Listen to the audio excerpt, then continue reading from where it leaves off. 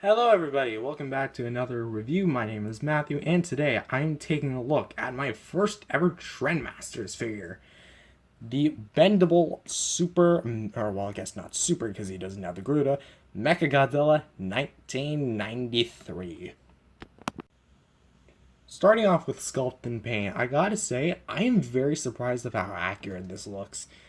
The overall paint is, well, outside of the main gray, is mainly just the eyes, because it's it's orange and yellow.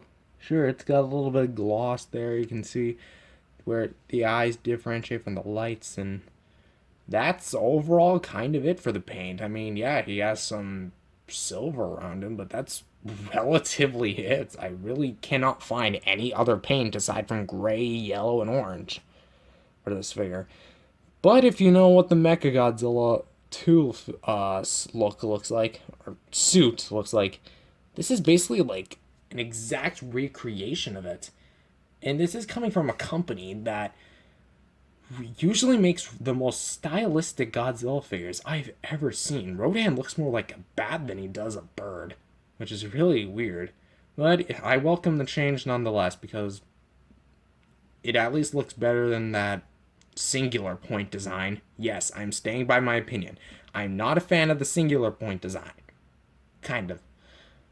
But overall, the sculpt is pretty cool. You can find all your different details, like the the jets, of course your basic three-fingered hands with a thumb. Kind of looks like a glove, not gonna lie.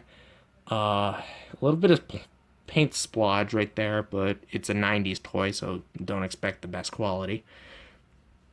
And we have some like little dots to make sure the plastic is able to stretch. I wonder if you can actually see in there. You probably can. And and the dorsal spines, they're small, but I kind of always wonder what this gap was. Like, are you supposed to be able to bend it up and have it bending like that? And overall, I must say, it's probably because this guy's been in a package for the last 20 years, but this is very sticky. Like, when I first got this out of the box, yes, I did open it, mint packaging.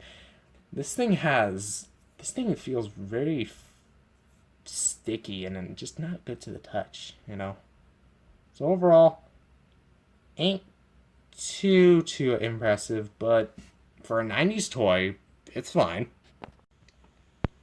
And for articulation, I'm actually not going to cover it. Instead, I am actually going to tell you what it has. I know you have to show rather than tell, but remember, this thing has been in its box for 20 plus years.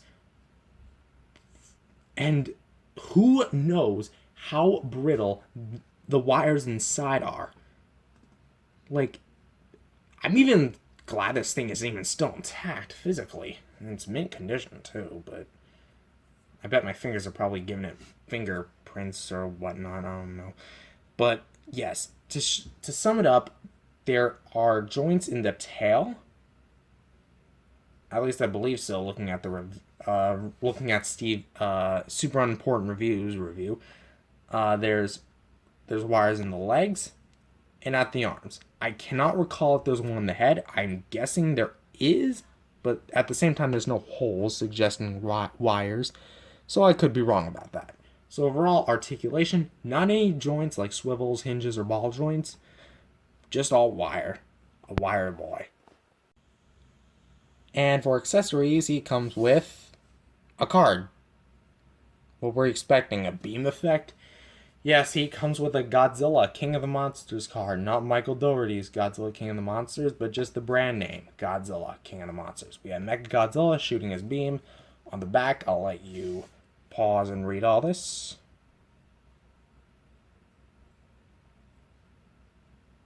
You good? You good. Okay. Overall, I'm not the biggest fan of cards, especially for Godzilla, because, I like Godzilla, but I'm just not a fan of cards. Just because it has Godzilla does not automatically mean I'm going to be interested in said product. But, it's not really an accessory, it's just more a bonus feature of this, so it comes with it.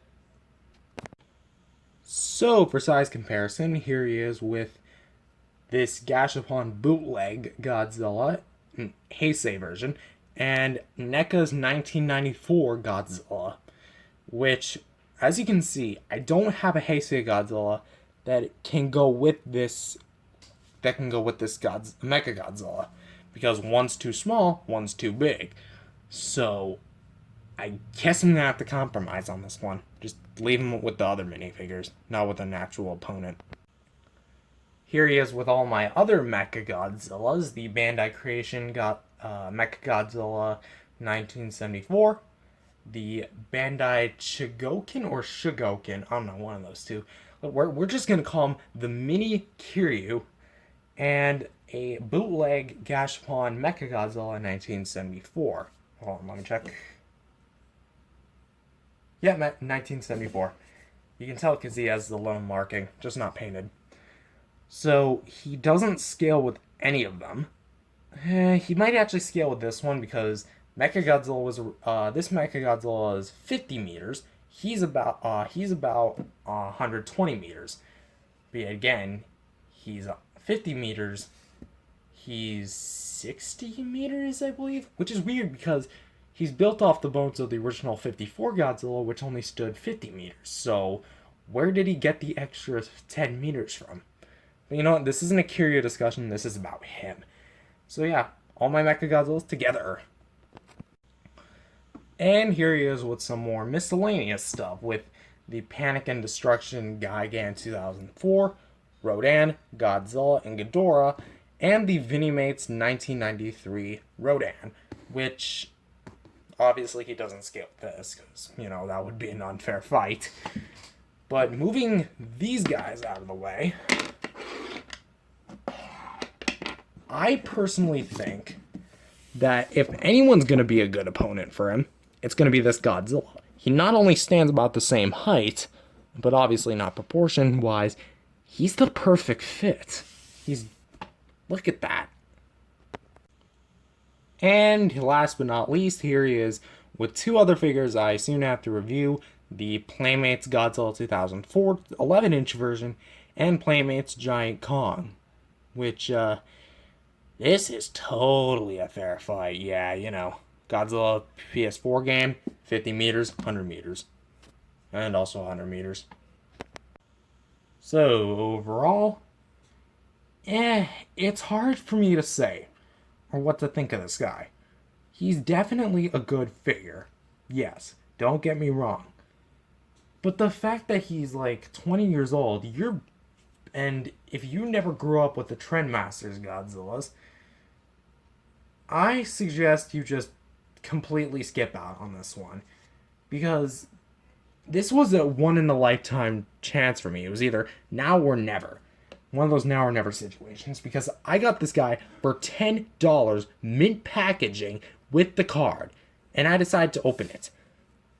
Because, you know, I like playing with my figures.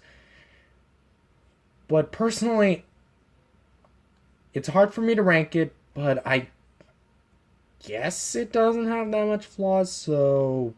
But at the same time, it doesn't do anything extraordinary. I mean, it's a 4-inch MechaGodzilla with a card that bends. What? You know what? Okay, screw it. I'm going to give it a 7.5 out of 10 because, you know, there's not really much I can say about this. There really isn't. It's a simplistic little kid's toy from the 1990s from a bankrupt company that was outmatched by Jakks Pacific, I believe. I think it was Jakks Pacific, who later went on to make one of the greatest Godzilla figures of all time, the Jakks Pacific 2014 Big Godzilla. So overall, yes, 7.5 out of 10 for this little MechaGodzilla. Anyways, guys, that's all I have to say for now. If you guys liked it, definitely like this video, subscribe, and I'll see you guys in the next video. Adios.